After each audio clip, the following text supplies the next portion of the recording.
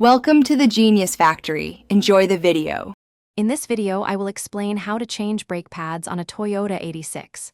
First, ensure your workspace is safe and level. Gather all necessary tools, including a floor jack, 2 sturdy jack stands, and a lug wrench. Safety is paramount, so always wear appropriate eye protection and gloves. This preparation ensures a smooth and secure brake pad replacement process for your vehicle. Once the vehicle is safely elevated on jack stands, remove the wheel to expose the brake assembly. You will see the caliper, which holds the brake pads. Using a wrench, unbolt the 2 guide pins that secure the caliper.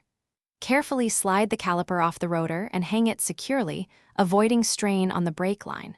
Now, you can easily remove the 2 worn brake pads from the caliper bracket. Before installing the new pads, clean the caliper bracket thoroughly and apply a thin layer of high-temperature brake grease to all metal-to-metal contact points. Next, use a C-clamp or a piston compression tool to carefully push the caliper piston back into its bore. This creates space for the thicker new pads. Now, slide the 2 new brake pads into the bracket and reinstall the caliper, tightening the guide pins to manufacturer specifications.